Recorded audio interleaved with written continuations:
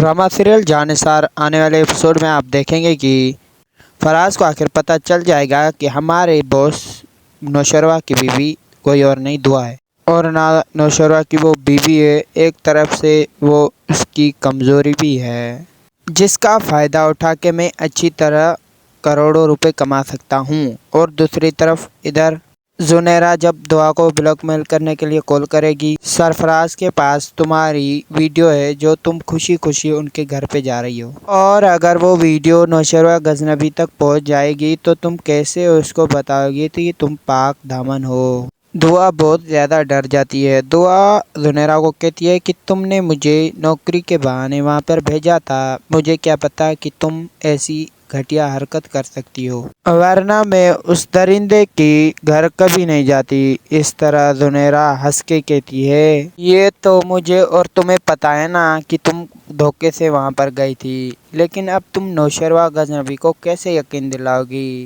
कि तुम वहाँ पर धोखे से गई हो। और तुमने सरकार का जो सर फाड़ा था उसकी वीडियो उसने सोचा है कि सोशल मीडिया पर डाल दूंगा। उसके बाद नौशरवा गजनबी को अपनी इज्जत बचाने के लिए तुम्हें छोड़ना पड़ेगा, उससे पहले कि वो तुम्हें धक्के मार के घर से निकाल दे। मेरा तुम्हें मशवरा ये है कि तुम खुद ही वहाँ से वापस आ जाओ, मेरे घर के दरवाजे तुम्हारे लिए हमेशा खुले हैं। दूसरी तरफ जब बाबा साई को ये पता चलता है कि नौशरवा काफिले पर काशमाला ने हमला करवाया है, बाबा साई तो काशमाला की बात को लेकर बहुत परेशान हो गए थे। अम्मा साई को कहता है कि मैं तो इसे बहुत शरीफ और मासूम समझता था, और मुझे तो इसका बहुत दुख हुआ कि इसका शौहर इसे छोड़कर चला गया, यानी हमारा बेटा। इसीलिए मैंने मजबूर किया नौशरवान को कि इससे ज़बरदस्ती निकाह करवाया हमने। अगर हम इसको बेयार और मददगार छोड़ेंगे तो ये कहाँ जाएगी, और फिर हमारे बड़े बेटे के बच्चे भी इसके पास है जो कि इनकी आखिरी निशानी है। लेकिन अब मैं काशमाला की तरफ से बड़ा ही खौफज़दा हो गया हूँ।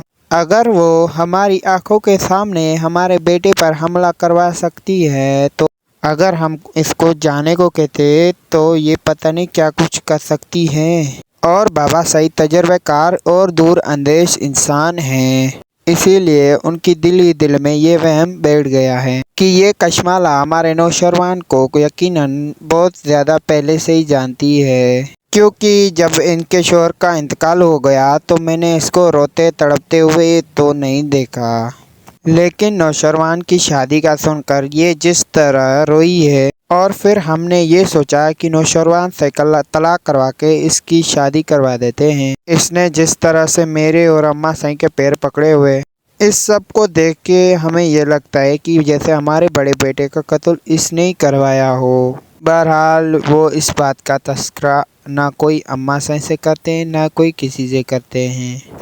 अलबत्ता नौशरवान को हवेली में बुलवा कर कहते हैं कि ठीक है, तुमने शादी अपनी मर्जी से की, हमने भी उसे बहू के तौर पर एक्सेप्ट किया है।